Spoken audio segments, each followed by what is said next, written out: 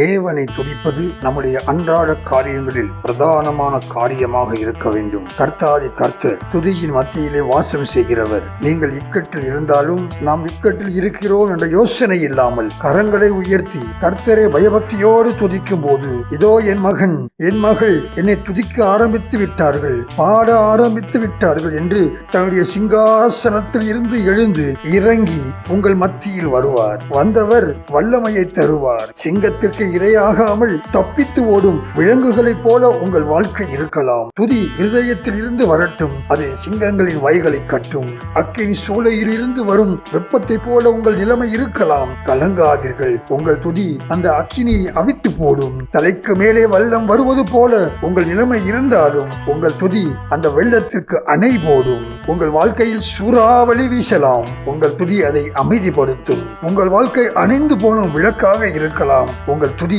அணைந்த விளக்கை ஒளிரச் செய்யும். நீங்கள் வியாதியினாலே கஷ்டப்பட்டு கொண்டு இருக்கலாம், பயபக்தியோடு நீங்கள் துதிக்கிற துதி அந்த வியாதியை மாற்றும். அவர் தழும்புகளாலே நீங்கள் குணமாவீர்கள்.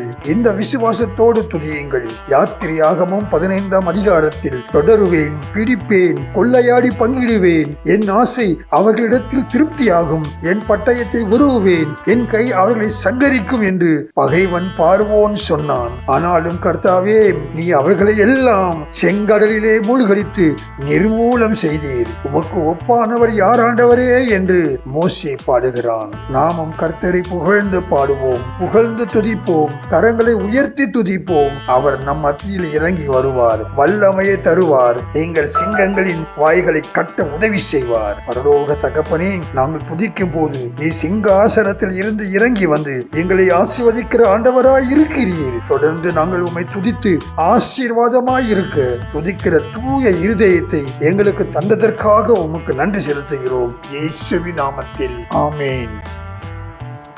இன்னும் நிறைய தியானிக்கலாம். லைக் செய்யுங்க, ஷேர் பண்ணுங்க, சப்ஸ்கிரிப்ஷன் உங்கள் விருப்பம். தேவன் தாமே உங்களை ஆசீர்வதிப்பாராக. ஆமென்.